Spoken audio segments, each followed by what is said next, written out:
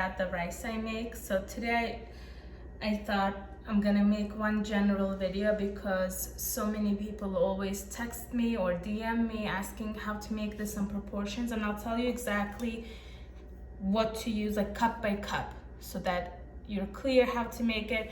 Whenever friends text me and ask me about this rice, or somebody asks me about this rice and they make it the way I told them, then they'll always text me and say that that's the only way they've been making rice from that time on and no other way. This way, and my family likes it this way. So this is the company I use, Parboiled rice. It's incredibly easy to make. So that's one, that's the rice. For the oil, you can use ghee, which is clarified butter. The proteins have been taken out and only the fat is left. You can use olive oil if you want to avoid that. You can use plain simple butter and just heat it up and warm it up until the protein and the fat separate, and it'll taste really good. And salt. And you can also use a little bit of turmeric for flavor, or like just to give your food a little more body. And also you need boiled water. That's it. So I'm gonna do it step by step today. What I do is I make this rice and I also roast chicken, and then I will always mix it and make rice and chicken for my kids. I will take exactly 1 cup of rice today. So we'll do just 1 cup. 1 cup makes a lot because rice expands. That's what the rice looks like. See, it's parboiled. I'm gonna wash this really well and then I'll come back. Now I washed the rice. See, it's nice and clean. You can also soak it for 10-15 minutes and it'll take it much less time to cook and you'll need less water, but I usually don't soak it and I just do it like this. So the next step is you take a non-stick pan. You could do any pan you want. This is my rice pan usually. And I'm going to use ghee because I think that's the most flavorful. So, okay, now, if you're doing measurements, for the 1 cup of rice, I'll put this much ghee, a heaping tablespoon. But you think that's too much for you, don't do it. Now, when your butter is all melted, your oil, your ghee, or whatever, or your olive oil is heated up, you're going to add the rice. But make sure your oil is really heated up. So don't rush it.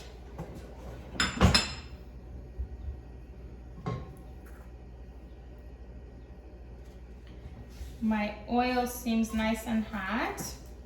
I'm gonna add this in there.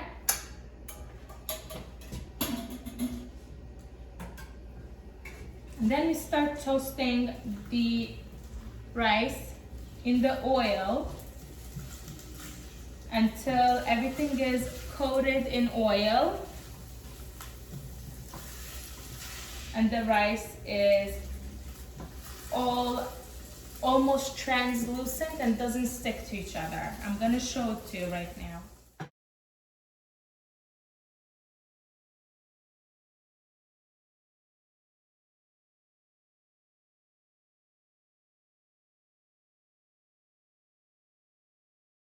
Okay, I think my rice is nice and toasted. You see the texture, it took about a minute or so, just like that. And now I am going to lower the heat to simmer because I don't want any splatters. And I'm going to add salt. So I use this little thing for salt. I am going to add 1 and 2. My kids like this salty. So that's the salt.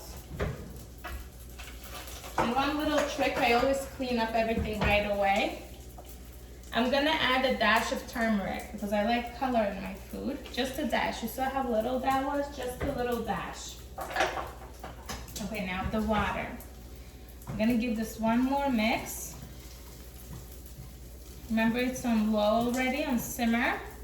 Let's do the water now. 1 cup.